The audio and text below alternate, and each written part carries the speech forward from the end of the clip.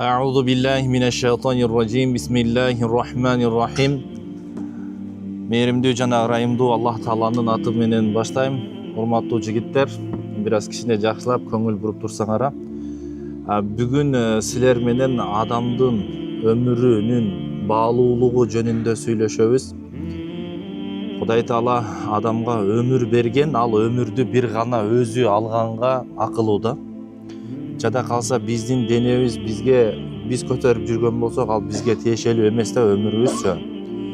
Ошондуктан өмүргө кол салганга, өзүбүзгө кол салганга такыр болбойт да. Кудай Таала буга бизге тыюу салган да.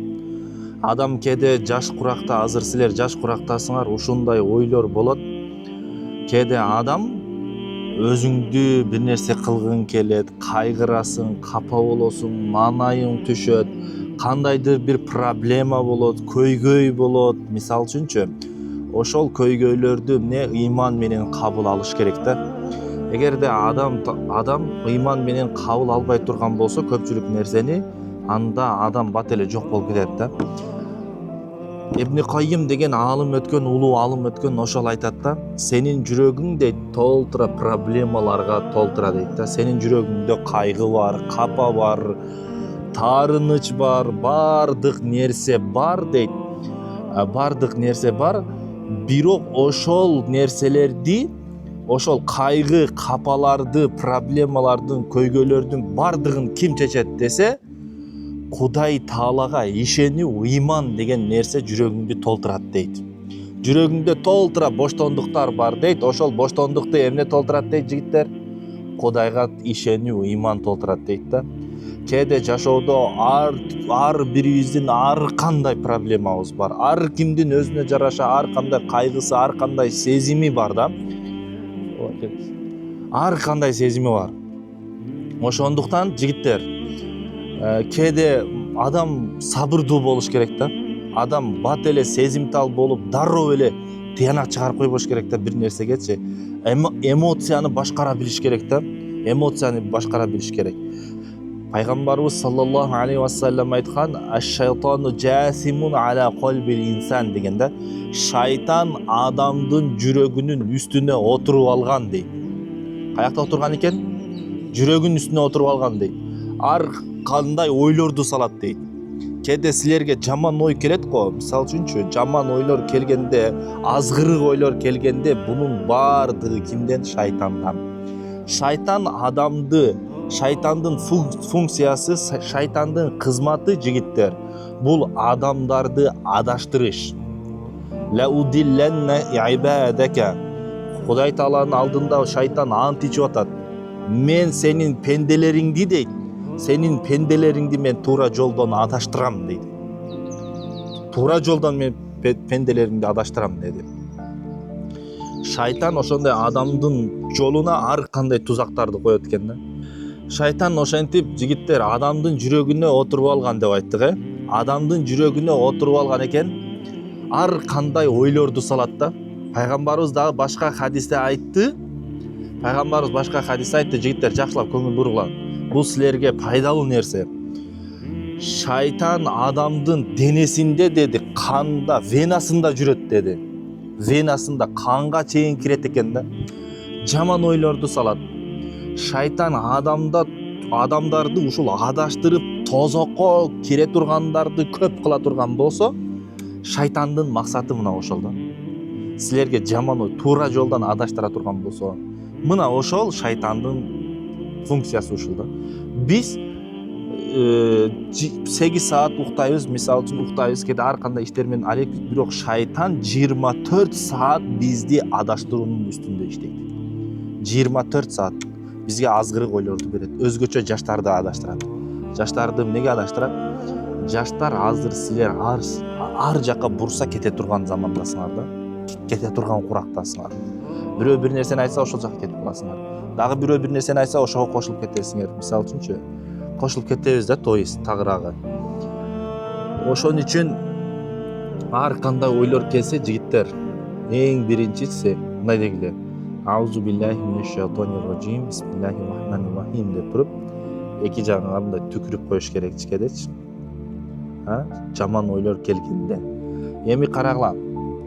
Азыр Аллах Таала айтат да, Аллах Таала Кур'ан-ы Каримде айтат: "Вала тахсулу анфусакум инналлаха кана бикум рахима." Силер өзүңөрдү өлтүрбөгүлө. Өзүңөргө өзүңөр кол салбагыла, Аллах Таала силерге мээримдүү дейт. Алаксыбай жигиттер, ар бир адам өз ишин кылат, Аллах Таала силерге мээримдүү дейт. Кудай Таала бизге эмне экен? Мээримдүү экен. Мунун мааниси, жигиттер, азыр сенде кандайдыр бир проблемаң болсо, проблемаңды Кудай Таала өзү чечип берет. Ошон үчүн сабырсыз болбо. Кээде адам бул өзүнө кол салганга качан барат? Качан адам жашоодон тажаганда барат да, туурабы? Жашоодон тажаганда барат. Андан кийин бир проблема болот, карыз болот, мисалы үчүн бирөөдөн карыз болот, дагы бирөө бир нерсе дейт, көңүлүн оорутат, мисалы үчүн ошондо жыргаганынан барбайт да. Бир проблеманын айынан барат. Бирок Кудай Таала эмне деп атат? Аллах Таала силерге мээримдүү деп атат. Кудай Таала сени жакшы көрөт, сени сынап атат.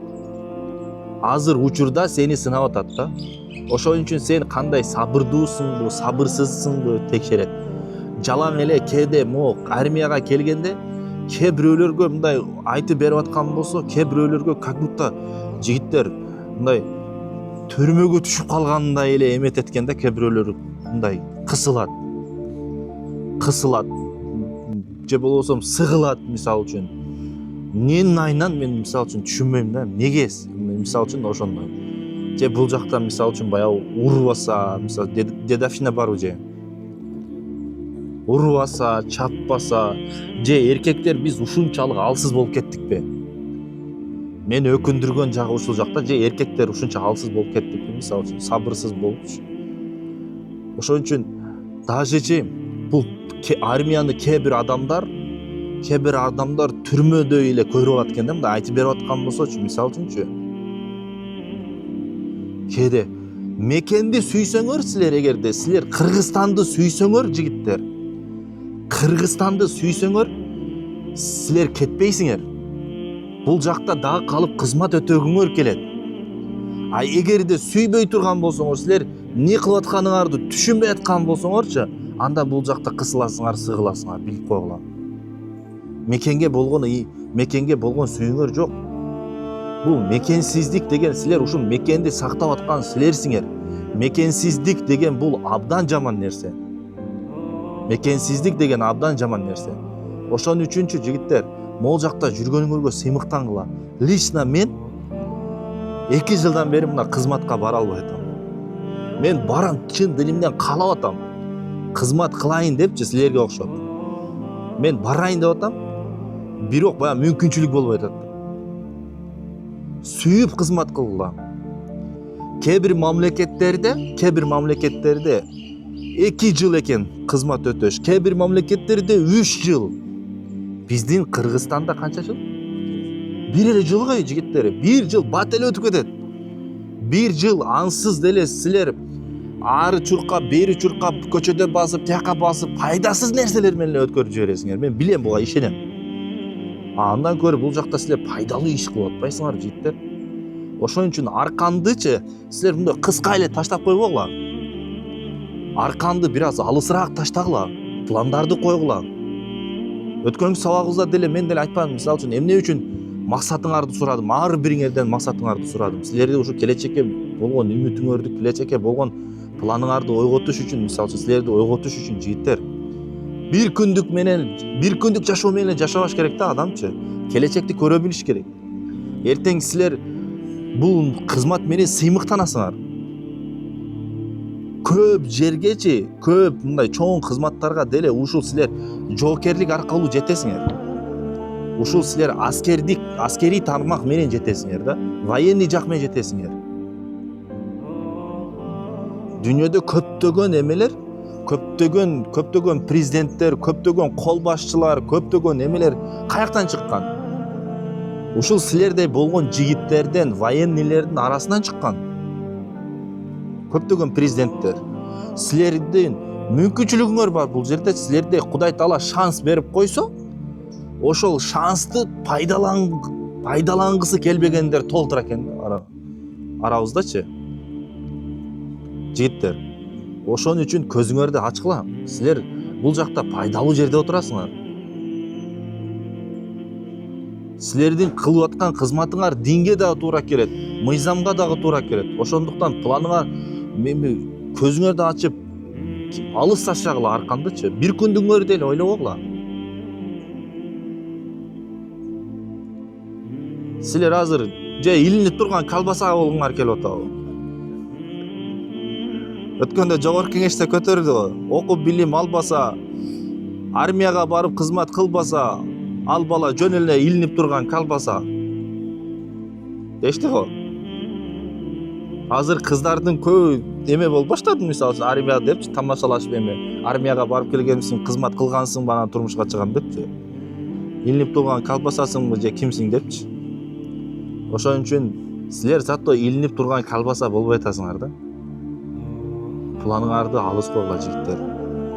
Мен деген дүйнөдө атагы калган колбасчылар, президенттер дагы эң биринчи силерде жоокер болгон, военный тармактан көтөрүлгөн.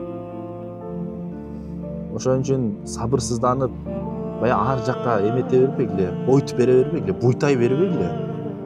Ар жакка эметипчи, ар жакка бир башын тыгып, тияка бир башын тыгып. Жаштык кезде өзү ошондой болот го, негизичи ары бери секиргин келе берет го. Тияка бир бизнесмен болгун келет, бир эле военный болгун келет, бир эле дагы врач болгун келет, врачты көрсөң, кимди көрсөң кыскасы ошол болгун келет да. Бул нерселерден жок, муну силердин тармагыңар. Силердин тармагыңарда, жигиттер, сырды ачып коеюн. Бийлик дагы силердин колуңарда, военныйлердин колунда. Бийлик дагы, мыйзам дагы, мисалы үчүнчү, силер бир тармак менен кете турган болсоңорчу, келечегиңер кең болот иншалла. Өзүңөрдүн келечегиңерге өзүңөр балта чабып албагыла да, азыртадан план койгула. Мен мисалы үчүн кызмат кыла албай жүрөм. А силер кача албай жүрөсүңөр кээ бирлер, мисалы үчүнчү. Эртерээк болбой күн санап эме. Мен чын быйыл жазында бара албай койдум, жазгы призыв бар го, чакырма. Силер азыр келиңерби? Мен мону жазгыда мен бара албай койдум. Азыр күзгүгө пландап атам. Неге мен жигиттер, мен айтпайм, мен мисалы үчүнчү, мен кыйын же эме болгондон эмес. Просто мен Кыргызстанды жакшы көрөм, чын айтайын. Мекенимди сүйөм, мен Кыргызстанды сүйөм. Ошон үчүн мен баргым келет. А жөн эле мен бекер калганымдан эмес. Мен бала чакам бар, мисалы үчүнчү. Просто мен Кыргызстанды жакшы көргөндүгүм үчүн барып кызмат кылайын деп атам. Ошондуктан жигиттер, сабырдуу болуп иншалла. Жигит деген ушундай. Жигит дегенчи проблема чечүүчү элесиң да сенчи үйүңдө. Атаңдан кийин эле проблема чече турган силерсиңер, мисалы үчүнчү. Апаңдын проблемасын чечесиң, эжеңдин проблемасын чечесиң, мамлекеттин проблемасын чечесиң, мисалы үчүнчү кызмат кыласың. Бүт бардык колуңдан келсе айылдын проблемасын чечесиң. Ушундай күчтүү жигиттер бололу да, эмнеге билбейм, мисалы үчүн акыркы мезгилде эркектер алсыз болуп баратабыз да. Эркектер алсыз болуп баратабыз. Армияда мурда канчалык кыйын болчу, мисалы үчүн, айтып беришет. Мен армияга барган эмес, мисалы үчүн, мурдагылар айтат, урат эле, дагы тигиндей кылат эле, бир нерселерди кылат эле, тияка жөнөтөт эле, туалет тазалатат эле деп, мисалы үчүн, кандай жаман нерселерди айтып берет. Же ошондой нерсе барбы? Мына өзүңөр айтып атасыңар, жок депчи. Анан дагы биз азыркы жигиттер алсыз болбогул. Комфортко эч качан качпагыла. Комфорт бул жигиттин максаттарын, келечегин өлтүрө турган жер. Комфорт бар го. Бир жыргал жерге эле качкың келет го. Бир аз эле кыйынчылык келе турган болсо, ошону таштап качкың келет да. Ошону таштап качкың келет. Андай таштап өспөйсүң сен. Жигит качан өсөт? Жигит дискомфортто өсөт. Жигиттер, жигит дискомфортто өсөт. Дискомфорт деген эмне дегени? Карама каршысы, то есть жыргалы эмес да, мында бир аз кыйынчылык бар. Дискомфортто өтөт. Өзүңөрдү мындай таштап койгула. Өзүңөрдү бир аз адам дегенчи өзүн кыйнаш керек. Адамдын напсиси дейт. Алымдар айтат да, Имам Газали рахматуллахи алейхи айткан, адамдын напсиси бул эшек сыяктуу дейт. Эшектин үстүнө отуруп алсаң, жөн эле айдабай турган болсоң, жөн эле десеңчи, эшек аяктан бир оттойт, тияктан бир оттойт, бияка кирип кетет, тияка кирип кетет. Эгерде анын башын чуук менен башкарбасаң, же атты деле мисалы үчүн, бул адамдын напсиси дейт. Ичиңде каалоолоруң бар го, каалоолоруң. Баягы сага бир нерсе мындай подсказывает, орусча айткандачы, бир нерсе айтып кында туруп турсаң оюңа келет, мында келет. Ошол каалоолоруң бул эшек сыяктуу дейт. Любой жака кирип кете берет. Андай отурсаңар, ушундай кызмат кылбай эле, тиги башка кетип калсам, моуну жесем, тигини жесем деп, напсиң ошондой эшек сыяктуу калып. Напсини кантип башкарасың дейт? Эшекти чуук менен башкаргандай башкарасың дейт. Эшекти чуук менен башкаргандай башкарасың дейт да, мында уруп турупчу бас бер деп тур. Ошон үчүн эме деп коет, васваса деп коет, азгырык деп коет. Азгырыктарга азгырылбагыла. Жаштар жаш кезибизде азгырыкка көп азгырылабыз да. Жаш кезде азгырыкка көп азгырылабыз. Анан илим биримдин аркасынан эме чуркагыла. Мисалы үчүнчү, кайсыл тармакта болсоңор, ошол тармактын касиети силерге жугат экен да. Мен жакында эле билдим. Мен життер, кайсыл тармакта жүрсөңөр, ошол тармактын касиети силерге жугат. Мисалы, бирөө фермер болуп иштеп атат, сарай тазалайт, мал карайт, мисалы үчүн малчы болуп иштеп атат. Ошол нерседен ага жугат. Мисалы, ал фермер досуң чыга турган болсо, же малчы досуң сарайдан чыга турган болсо, сөзсүз мен жыттанат, көң жыттанат, кырк жыттанат да, мисалы үчүнчү. Мисалы үчүн дагы башка бир адам илим менен алектене турган болсоң, ошол илимдин касиети сага жугат экен да. Бизнес менен алектенсеңер, бизнестин касиети силерге жугат. То есть кандай болуп калсаңар, расчетливый болуп калат да. Ар бир нерсени санайт да, баягындайчы. Расход мынча кетти, доход мынча келди. Расход мынча кетти. Мен дагы магазин ачкандан кийинчи ошондой болуп калдым да. Расход мынча болду, доход мынча. Ар бир тыйынды тыйынга санайсың да. Анан доскем айтып атпайбы? Доске, сен мурда мындай эмес элең го, сен аябай мындай берешен болчусуң, кол ачык болчусуң. Не болуп калды деп атпайбы? Чындап эле ошондой да. Эмне менен алектенсеңчи, бизнесмен болсоң, жалаң тыйынды тыйынга урат экенсиң да, мынча кеттим, мындай болду. Деп эле баягы эң көп колдонгон сөзүң эмне болот экен? Чыгашаны акташ керек, расходду акташ керек дейт экенсиң да. Расходду акташ керек дейсиң. Көрдүңөрбү? То есть адам не болуп калат? Ошол кайсыл профессияны тандаса, ошого эме болуп калат. Баягы касиети жугат да. Ошол үчүн кээде мындан эмнени айтып атам? Силер эмнени көп ойлонсоңорчу, жигиттер, ошол нерсе бир күн ишке ашат. Ошон үчүн мындай, менин келечегим жакшы болот, менин келечегим кең болот деп Кудай Таала мага жардам берет деп ойлогула. Дайыма оюңарда жакшы нерселер, келечекте мен мындай пландарды кантып. Бүгүн канча саат уктадыңар? 8 саат уктадыңарбы? Аныкпы? Анда уйку сурабай тургула жигиттер. Макулбу? Уйку сурамай жок. Эми кайра эмеге кайталы жигиттер. Адамдын өмүрү боюнча суицид. Мына бардыгыбыз Кудайга шүгүр мусулман балдарыбыз, туурабы? Аркадагылар. Бардыгыбыз мусулман балдарыбыз. Мусулман балдары болгондон кийин сөзсүз бейиш менен тозокту ойлоп жашайбыз да. Жашашыбыз керек. Адам өзүн өлтүрүп атканда дейт эки түрдүү болот экен да. Эки түрдүү болот экен. Бирөөсү имансыз кетет. Экинчиси иман менен кетет. Кандай экен? Имансыз анан имандуу кетет экен. Адам эгерде өзүн өлтүрүп атканда мен Кудай Таала бул мен өзүмдү өзүм өлтүргөнгө акылуумда, укуктуумда деп туруп өлтүрө турган болсо, анда бул имансыз кетет. Тозоктон такыр чыкпайт экен. Эгерде ошону өлтүрүүнү адал деп эсептеп алса. Эми экинчиси, эгерде өлтүрүп аткан кезде просто эле оюна эч нерсе келбей, эми жашоодон тажап кеттим да деп туруп өлтүрө турган болсо, анда имандуу эле кетет, бирок тозоктон азапталып туруп чыгат.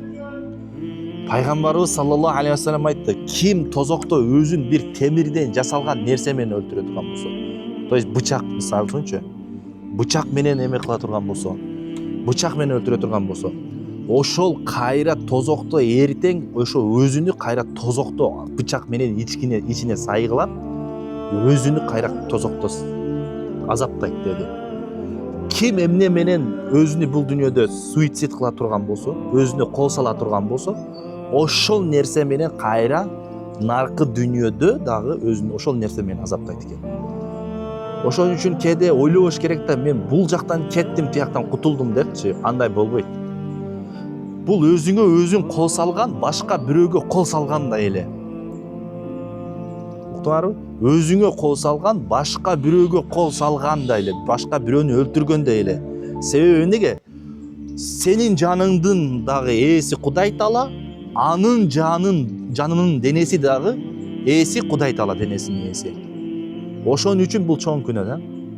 Башка бир өзүңдү өлтүргөн, башка бирөөнү өлтүргөнгө тең. Ислам дини боюнча эң эле чоң күнөө бул экинчи чоң күнөө. Кудайга ширк кылгандан кийин экинчи чоң күнөө бул адам өзүн өзүнө кол салганы, өзүн өзү өлтүргөнү. Мына ушундай. Ошон үчүн жигиттер, бирде менин бир окуучум келди да. Бир окуучум келди дагы ушундай бир проблема болуп калып, баягы жакшы көргөн көнчө бизде эмне болот, девушкасы таштап кете турган болсо, баягычтар жигиттер азыр ушундай алсызбыз. Девушкасы сүйлөшкөн кызы таштап кетсе эле болду, баштайт да ыйлап, башын шылкыйтып, башыны жерге салып алып, как будто ага кыямат болгондойчу. Бир нерсени айтайынбы жигиттер, эркекче айтайын да. Бир нерсени айтайын. Адам адамсыз дайыма жашайт. Көрөңүз. Адам адамсыз дайыма жашай берет. Мен сенсиз жашай албайм, мен сенсиз дем ала албайм, мен сенсиз өлүп калам деген сөздөрдүн бүт баардыгы жалган. Адам адамсыз девушкаңар, сүйгөн кызыңар, аялыңар таштап кеткен болсо дагычы, атаң өлүп калса дагы, апаң өлүп калса дагы Кудай сактасын, сен жашайсың. Сен жашайсың. Мен сенсиз жашай албайм деген сөз ал жалган сөз. Ушуну эметип мээңерге куюп албагыла. Силердин девушкаңар таштап кетти дегени бул дүйнө бүттү деген эмес да, жашоо бүттү, турмуш жашоо бүттү деген эмес. Дүйнөдө канча миллиард эл бар? 8 миллиард эл бар. 8 миллиард элдин арасынанчы сен сүйө турган кыз дагы чыгат. Кыргызстандан чыгат, 7 область чоң. Сага жага турган, сенин көңүлүңдү көтөрө турган, сени дагы ошо сүйө турган кыз чыгат. Кыргызстандан чыкпаса мейли 7 миллион алып ичиненчи башка дүйнөдөн чыгат. Башка мамлекеттен чыгат. Сен болгонду көрүшүң керек да. Ошон үчүн кызыңар эме таштап кете турган болсочу, анан башыңарды шылкытып албагыла. Эркекче айтам, жигитке жарашпайт. Жигитке жарашпайт да. Ыйлап албагыла. Бир четинен бир нерсе, бир чындыкты айтайынбы? Азыркы кездечи чыныгы сүйүү аз эле, где-то бир 20% болушу мүмкүн. Үйлөрдүн көпчүлүгү бул через что-то, бир нерсе аркылуу сени жакшы көрөт. Либо байлыгың үчүн жакшы көрөт, либо бир мансабың үчүн жакшы көрөт, либо дагы эмне үчүн? Либо же бизнесменсиң, либо депутаттын баласысың, либо колуңда бар, либо ушундай да, кыскасы через что-то, bir nerse arkılуу seni жакшы көрөм. Азыр жөн эле сени келип туруп, аман келдим, мен сени жакшы көрөм. Колуңда эчтеке жок болсо дагы, жаныңда кала турган адамдар жок. Түбөлүктүү кала турган. Барды проблема, ооруп калсың да, ооруп кал. Ооруп больницага жатып кала турган болсоң, bir күн келет, 2 күн келет, 3-күн. Алтыным мейли, мен башка бирөөнү таба берейин дейт.